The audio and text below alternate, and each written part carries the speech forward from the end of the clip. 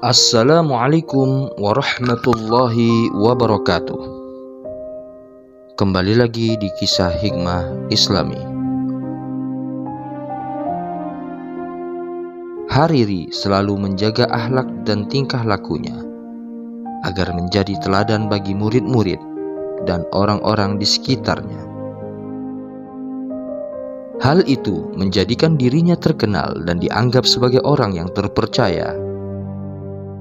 Tetapi tanpa disadarinya, sikap jaim Hariri agar menjadi teladan masyarakat itu hampir saja mencelakakan dirinya. Berpenampilan baik yang bisa mencelakakan. Suatu ketika ada seorang pedagang yang akan bepergian jauh.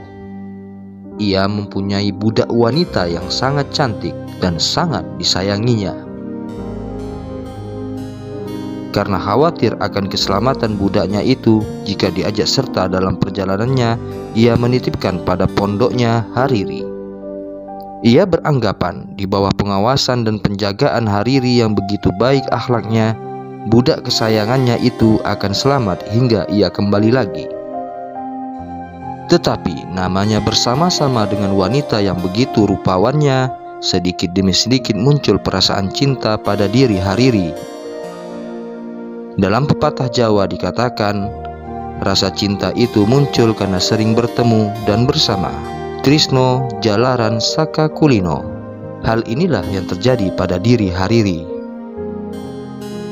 Terjadi pertentangan dalam jiwanya antara menuruti gairah cinta yang muncul atau menjaga akhlak dan sikap amanat yang telah dipupuknya selama ini.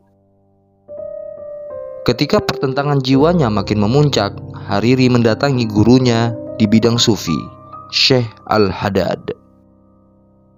Setelah menceritakan semua yang dialaminya, Al-Haddad hanya berkata, "Pergilah kamu menghadap Yusuf bin Husain." Berbeda dengan dirinya yang mempunyai nama harum dan terjaga, nama Yusuf bin Husain mempunyai cacat di masyarakat.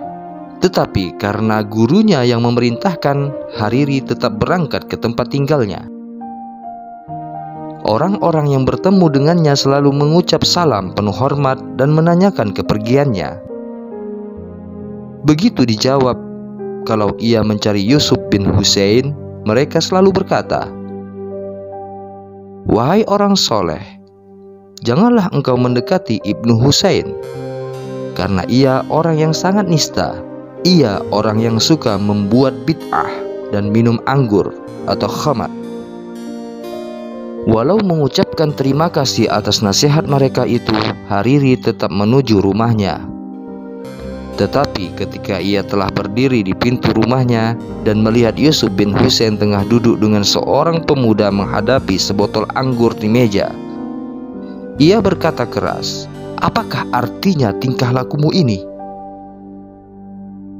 Hariri lupa bahwa maksud kedatangannya adalah atas perintah gurunya Al-Haddad karena permasalahan yang tengah dihadapinya.